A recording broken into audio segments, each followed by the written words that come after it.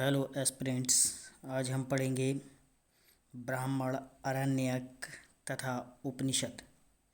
इससे पहले हमने ऋग्वेद, यजुर्वेद, सामवेद और अथर्ववेद का अध्ययन किया था। अगर आपने वीडियोज़ नहीं देखे हों तो हमारी प्लेलिस्ट में जाकर आप वीडियो देख सकते हैं। यूजीसी नेट फॉर इतिहास में जाकर, हिस्ट्री में जाकर आप देख सकते हैं उनको।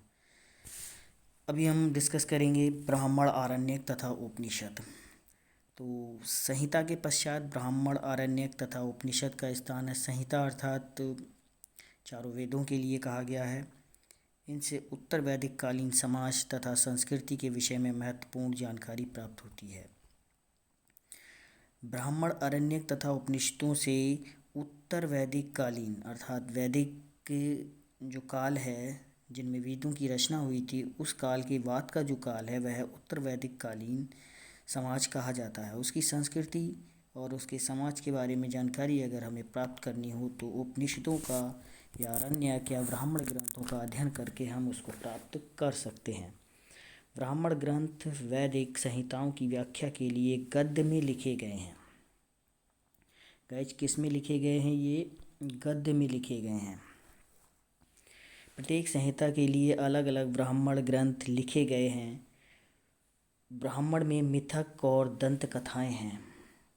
ब्राह्मण जो ग्रंथ हैं उसमें मिथक हैं और दंत कथाएँ हैं।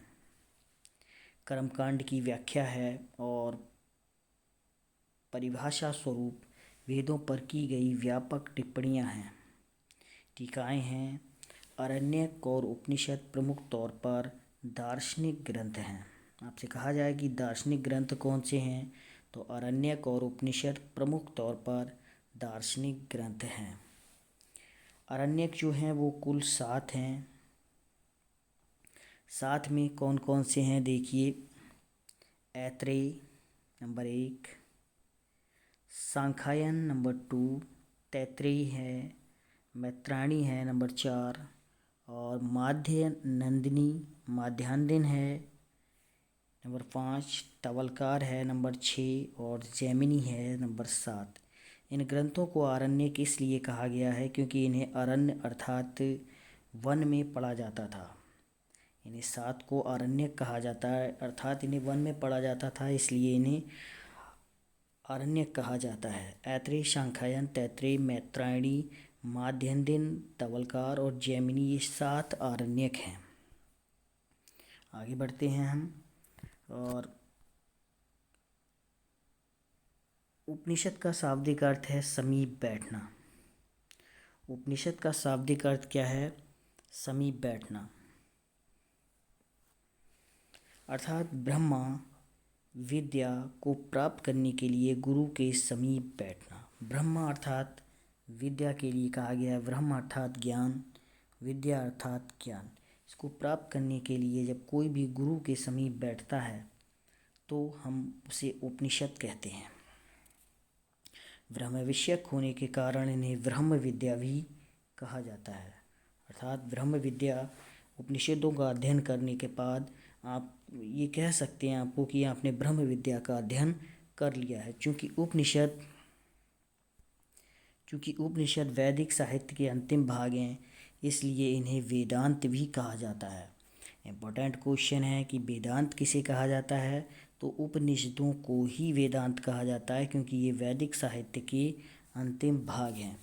प्रमुख उपनिषद हैं ईश, केन, कठ, मांडुक्य, तैत्रेय, ऐत्रेय, छांदोग्य, श्वेताश्वर, बृहदारण्यक, कौशिकी, मुंडक और प्रश्न। ये प्रमुख उपनिषद हैं। ईश, कैन, मांडुक्य, तैत्रेय, ऐत्रेय, छांदोग्य, श्वेताश्वर, बृहदारण्यक, कौशिकी, मुंडक, प्रश्न आदि। अब हम डिस्कस करेंगे प्रमुख वेद और उनके ब्राह्मण ग्रंथों का।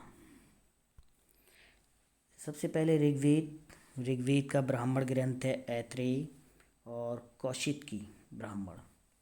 ऐत्रेय और कौशिकी ब्राह्मण ये ऋग्वेद के ग्रंथ हैं, ब्राह्मण ग्रंथ। यजुर्वेद के ब्राह्मण ग्रंथ हैं शतपथ और तैत्रेय ब्राह्मण। जहाँ ऋग्वेद के ब्राह्मण ग्रंथ हैं ऐत्रेय और कौशिक की ब्राह्मण, वहीं यजुर्वेद के ब्राह्मण ग्रंथ हैं शतपथ और तैत्तिरीय ब्राह्मण। सामवेद के ब्राह्मण ग्रंथ हैं पंचविंश, षड्विंश और ब्राह्मण। पंचविंश और षड्विंश ब्राह्मण जो हैं वो सामवेद के ब्राह्मण ग्रंथ हैं। और अथर्ववेद का एकमात्र ब्राह्मण ग्रंथ है गोपथ ब्राह्मण। क्वेश्चन यहाँ से बनता है कि अथर्ववेद के एकमात्र ब्राह्मण ग्रंथ का नाम बताइए। तो गोपथ ब्राह्मण जो है वो अथर्ववेद का ब्राह्मण ग्रंथ है। शतपथ का भी पूछा जाता है। यजुर्वेद का शतपथ जो है यजुर्वेद का शतपथ ब्राह्मण ग्रंथ है। धन्यवाद गाइस।